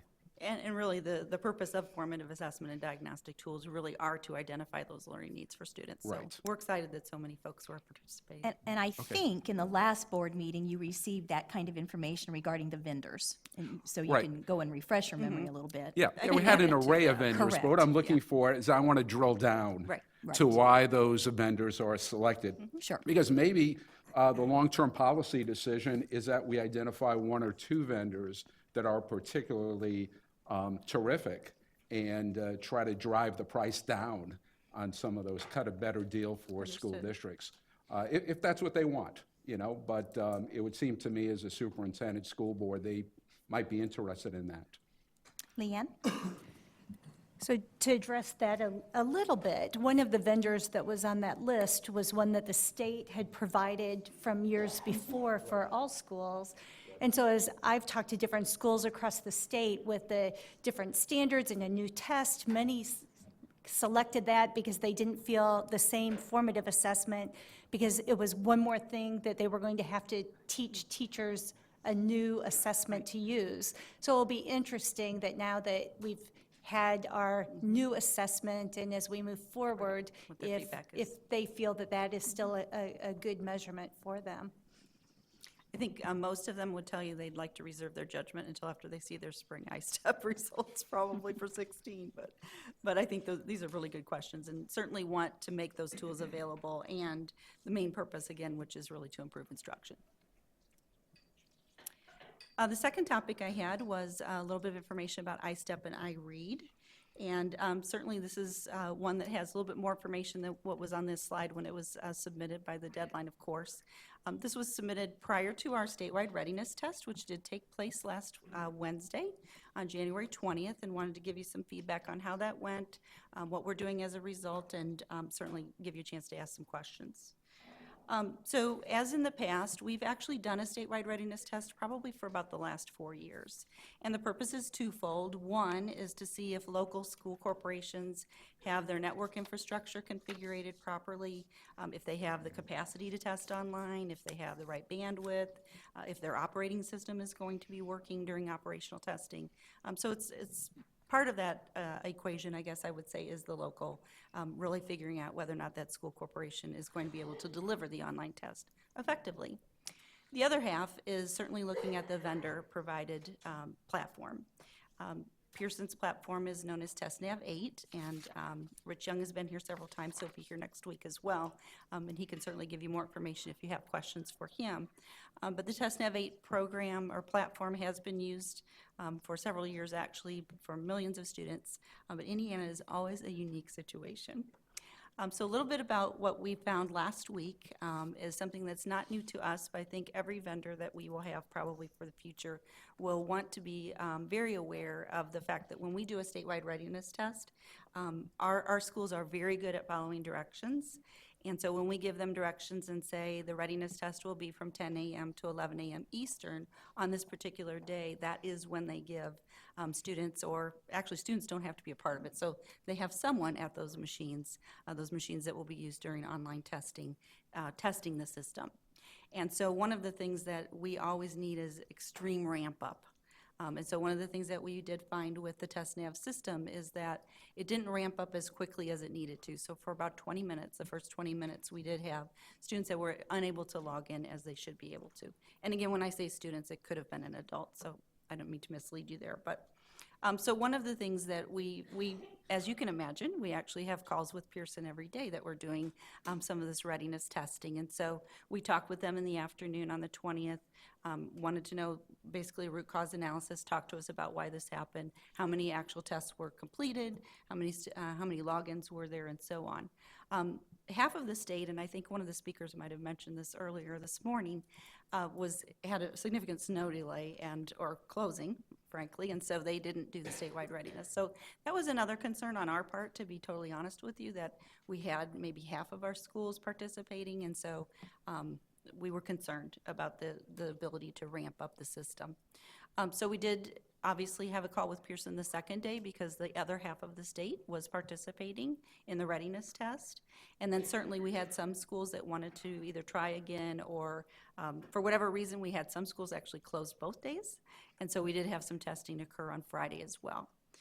So as I've mentioned, we did have a conference call with Pearson each of those days to do a debrief, as we do when we're doing readiness testing as part of our practice, and talk about what went well, what do we need to change, what information do we need to communicate, if any.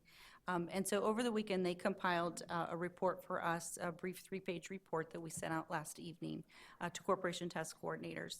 And in a nutshell, Pearson uses, just like CTB and other vendors, frankly, for online testing, they use elastic ways of adding servers. And so it's really elastic load balancing. And you might have heard us talk a little bit about that in the past. What Pearson's system was in the previous, before they had an actual upgrade recently in January, was something that they call pre-warming, or in advance of a statewide readiness test, they would actually physically, manually prep the system to do the ramp up. So Pearson is actually using something called CloudFront, and that is an automated way of ramping up. And so their conclusion was that automated is not the way for Pearson to go because it doesn't ramp up as quickly as Indiana logins occur. And we wanted to make sure that we could tell whether or not their system would be able to ramp up. So we've arranged to have another statewide readiness test, and it'll be this Friday, January 29th. So they're going to do what, again, they refer to as pre-warming, which is a manual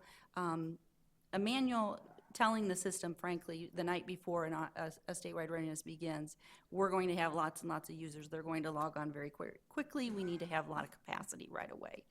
So the capacity wasn't the problem. It was the acceleration that Indiana uses, and because we do want to test their ability to ramp up when we have lots of users. So this coming Friday, we'll do the same process with their manual pre-warming. That's part of their practice prior to this CloudFront. To see whether or not we feel like they're actually able to deliver the test as we're expecting them to. So we're hopeful that we'll see an effective statewide readiness test on Friday. A handful of schools actually have some reason why they're unable to participate Friday, so we've asked them to participate on Monday. But we think that's a really important part. We want to be able to share with you next week how that went. And you might have some additional questions, but hopefully I didn't get too technical this morning. Carrie. I understand the need to do the stress tests, and I mean, you know, in the field, it'd be nice if we called them readiness tests, but they're stress tests and they're stressful. And you know, the perception, you know, we've heard the perception of the test, and then we take the stress test and it's not good. And so, the kids go home and go, well, again, it didn't go well. And we sat there and we tried, and, in my classroom, the 4 who got on right away were kicked off eventually, and the other, 28 didn't get on. And we're operating on computers that are 10 years old, and my school jokes that in dog years, that's, ancient. And so, so at what point do we decide and say, we do paper pencil?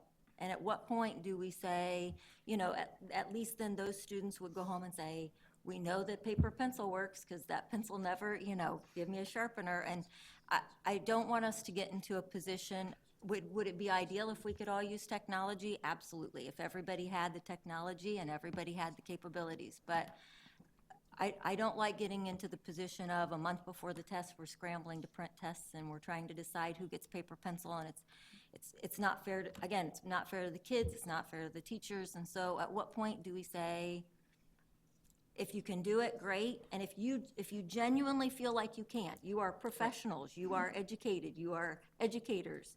If you truly feel like paper pencil is what you need, then we will provide it. And so at what point do we say that so that people can just at least take that stress off their plate of, Sure. I think 2 things I was thinking about as you were speaking. One is that you might remember for Part 1, it's voluntary to do online. So right now, just to kind of give the board some indication, about 50% of the high school students would be testing online in Part 1 at this point, about 10 to 15% of middle school students, and in the single digits for elementaries. And again, that's for Part 1 where they can do paper pencil or online. So certainly if they've indicated, in December, schools needed to indicate in Pearson's system whether or not they wanted paper or online for Part 1. And if we determine through the readiness test, also through local processes that are taking place as part of readiness, if it's determined that a school indicated they wanted online for Part 1, but we don't feel like for whatever reason they can do that, we would obviously ship them the paper. I think the second part, something we've tried to do for several years is wait as long as we can, help people as long as we can, be able to test online.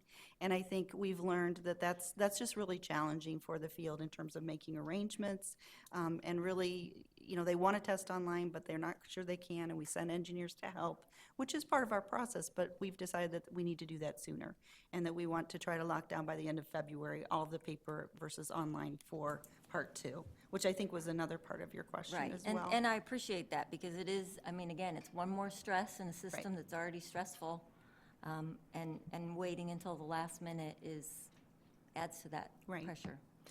I think one of the superintendent speakers really hit the nail on the head, frankly, that it's been hard for schools because they have not had a lot of dollars to spend on technology. And so even though our standards are more college and career ready, obviously, and item types that align more with college and career readiness are technology enhanced. And so we do want to move there. We want to match our assessment with our instructional practice, but it's hard for some of our schools to do based on the technology they may have, for example. So we still have those paper versus online needs, and as a state, it would be very nice to have some upgrades to technology for all schools so that we would have that as So on that topic, I know the Department of Education proposed in the last budget biennium that there be some technology equity applied to the schools in the state of Indiana, and it did not pass.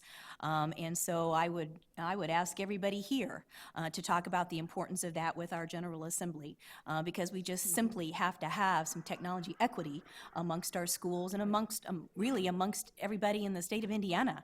We just need to be on board with making sure that we have access to technology as we should have in this learning environment.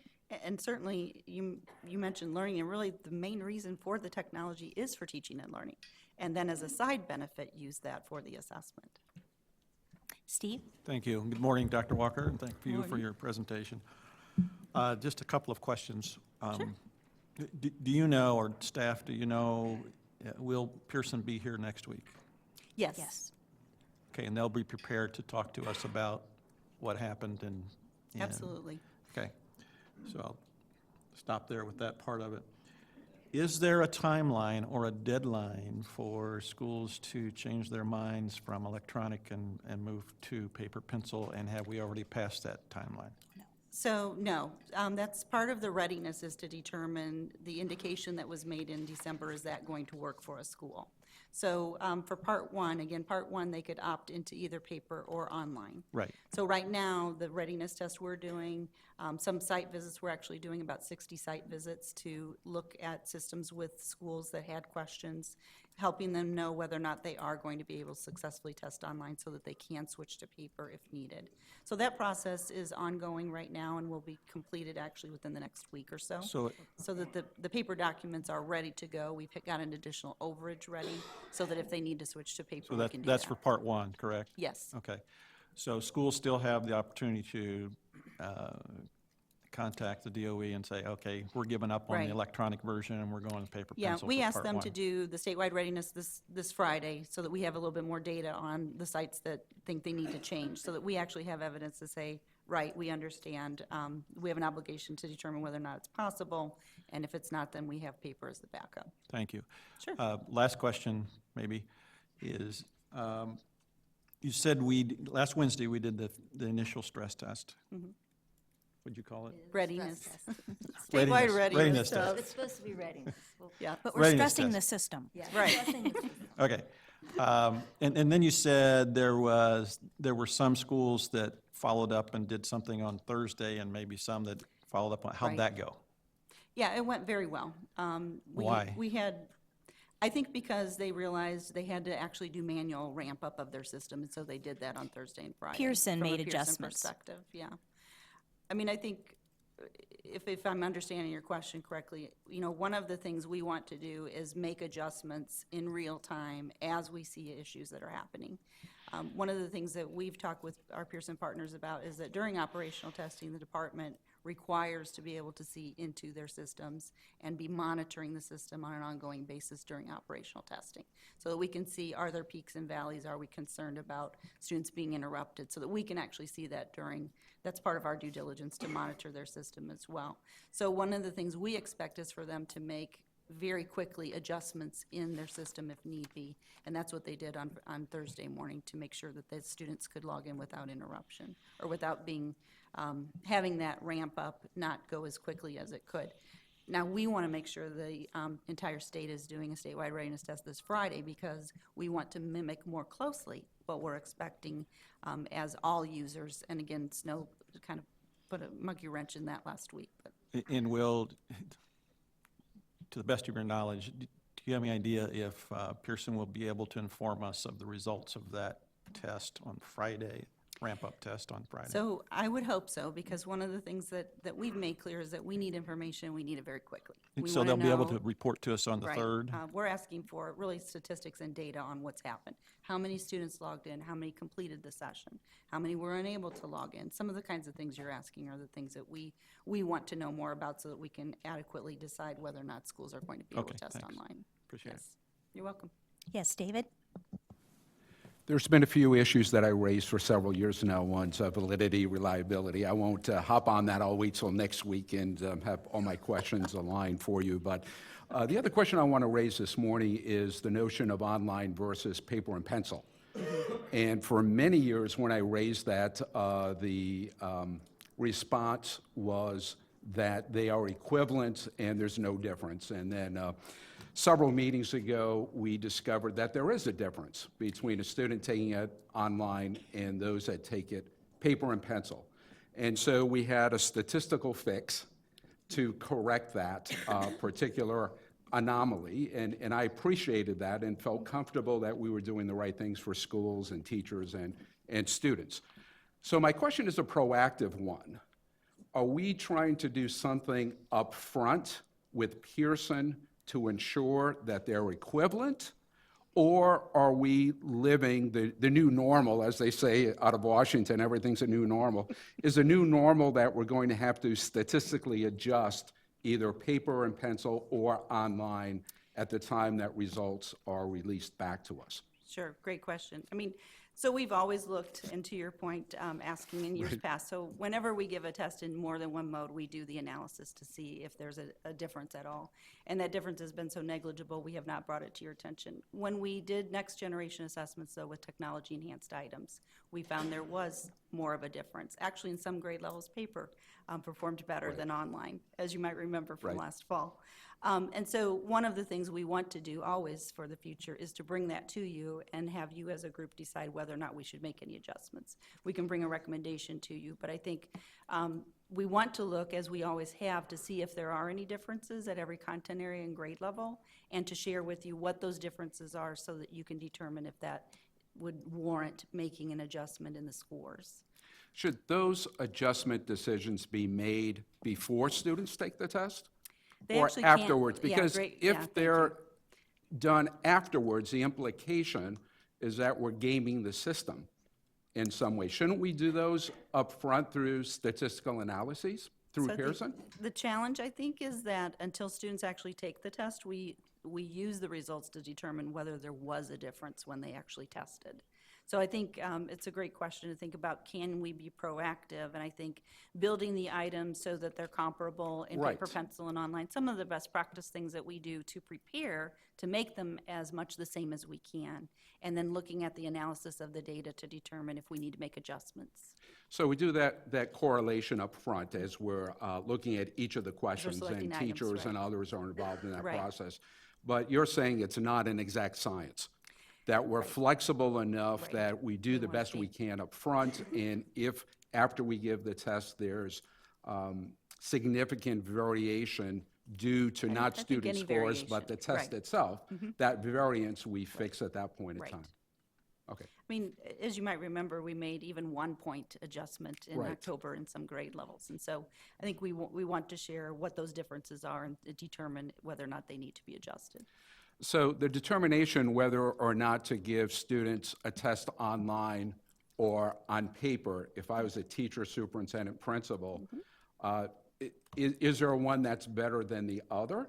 Yeah, that's a great Is there an question. advantage to, and we have a number of superintendents sitting here, and So I maybe they think- want to know too. Right. So I think our guidance actually refers to this a little bit, and I've talked with a lot of superintendents and principals in the past 4 months about that really we want the assessment, again, to match instruction. So if the school is using a lot of digital content and they're doing lots of teaching and learning practices online or using devices, then online testing really more closely matches what they've been doing in the classroom. A school maybe that has old computers or not enough computers, or computers that are running XP, which we know will not run next generation assessments, those schools obviously would be better served by paper pencil.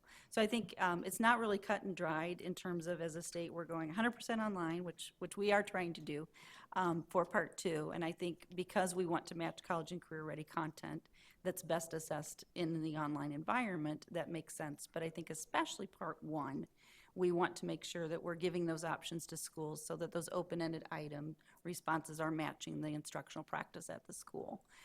One of the things that Pearson has done, which I'm very excited about, and I think I may have mentioned this actually to the board in the fall, is that for Part 1, each individual content area is its own booklet. So the school could decide that they want to do science and social studies online for Part 1, but they really want the students to write their essay on paper pencil.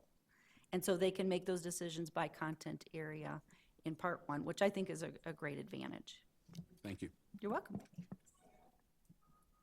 You're describing a very high level of monitoring that occurred throughout this readiness or stress test, whatever we're calling it. What assurances do we have, or how does that monitoring compare to what we can expect to see during the actual administration of the test? So I may have said this, so forgive me if this is redundant, but during the actual administration, we have a war room in our office. We call it the war room, literally. And so we have on our screen projected the real-time information of our vendor system so that we can be monitoring it. Are we seeing any peaks? Are we seeing any clogs in the system, if you will? Very technical term, but looking at, that's something that we do on a daily basis throughout the day. We have a daily call with the vendor to go over what we're seeing, and actually during online testing, we invite school corporation test coordinators and to join us actually on a call. If they want to join a call, we have one open every day at 2:30 so that they can call in and say, hey, this went great, or this was problematic, what should we do about this? So we try to make it very open. Great. And one final question. From the initial presentations that we had with Pearson, one of the most exciting components from my point of view, especially given some of the recent issues that we have had with testing, was what they referred to, I can't remember if they called it their Proctor cache or what it was, but it was essentially promising us that there would be less interruptions, there would be less possibility for lost data, and similar such items. I'm hearing some reports that there are some incompatibilities in the field based on certain computer types. I think I specifically heard Apple computers were some incompatibility issues. Has there been anything, or as to our knowledge, are all schools across the state able to utilize the platform as it was described to us at the board? So let me start a little bit on the Proctor caching. So Proctor caching is a Pearson feature, and other vendors have this too. Basically, what's happening is that the student responses are being saved in a student response file or an SRF on a local computer, not that student's computer, but on a computer in the room, let's just say. And so it's saving those there, and it's sending them onto Pearson servers, so that if the connection between Pearson servers and the caching server is interrupted, they're still being saved, if you will. Our ECA tests are kind of cached at the local workstation. So there are a variety of ways that vendors actually do this process. So Pearson's process is, if you use Proctor caching, it's happening within the students in the room, and it's being saved so that if there is an interruption, those item responses are saved on the machine. Indiana is requiring the use of Proctor caching as part of our practice to say this is something that all schools need to do. Some of the schools, we've got, I think, 2 that I know of so far that are saying, we're not quite sure that the Proctor cache is working on ours, so we're actually sending folks to their sites to see, do they have some kind of a system that for whatever reason doesn't want to play nicely with a Proctor cache? And if so, are they doing any other redundant backups within their system that would actually serve the same role as a Proctor cache? And if not, then we want to talk with them about paper, because I think we do want to make sure there is a redundancy. So as of right now, it is still a requirement that every school in Indiana use the Proctor caching system? Yes, because we want to make sure that no answers are lost, and I think that's certainly a best practice. Thank you. Right. You're welcome. So Dr. Yeager requested some things for the meeting from Pearson next week, and you mentioned paper pencil and it being an option for different people, different corporations who would need it, and potentially having some resolution by the end of February. And so next week being the February 3rd meeting, will we have kind of an explanation of the process of how schools can go about requesting paper pencil next week? Would that be available? Yes, so after the statewide readiness test this Friday, schools will then know better whether or not they're having a good experience. And if they're having a less than favorable experience, a method for them to communicate that with us. Okay. And I think really that was to Dr. Yeager's question as well, is thinking about what does that process look like. That's something that we're actually working with Pearson right now to document clearly. Because as you can imagine, having thousands and thousands of schools and making sure that we clearly understand who needs paper and who needs paper for part of their grade levels, because they actually can test online, want to test online, but don't have enough machines for every student to test online. So there's a lot of paperwork, if you will, a lot of bookkeeping kind of things that we do with the vendor during that process. So then we actually produce that list, share it with the schools, and say, here is what we have in terms of how we are scheduling your school for your grade levels, paper, pencil, or online. If you see anything that doesn't look right or you have concerns, contact us immediately so we can address those. Sure. Thank you. Hopefully one final question. There's no quota on the number of questions you can ask. iPads and being used during the testing. Has the keyboard issue been worked out for iPads? And that's maybe a Pearson question, but maybe you know the No, I answer can to certainly address it. So Indiana requires a keyboard for certain size iPad. New iPads are coming out much larger, and so we'll be changing our guidance for the future. But for the current iPads that most schools are using, if they're using an iPad, when the keypad comes up on the iPad, it's covering the majority of the item. So the Indiana Department of Education criteria for a school is that they do have a keyboard. It does not have to be wired. It could be wireless. And that was, Pearson's guidance requires wired keyboards, and we actually don't require them to be wired. They could be wireless, and that was a source of much confusion. a couple of months ago. But certainly, we want them to be able to use the iPad if that's what they use on a regular basis. And again, that's just for part one, and maybe I already mentioned that earlier, but when we've talked about iPads before. But iPad part two, there is no need for a keyboard. Yes. Okay, thank you.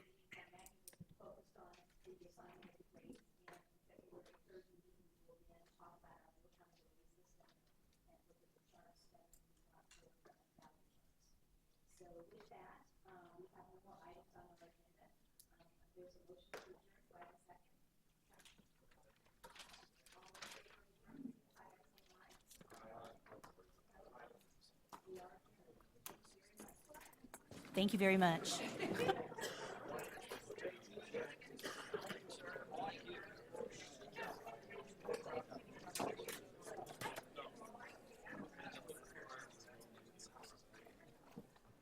Right there.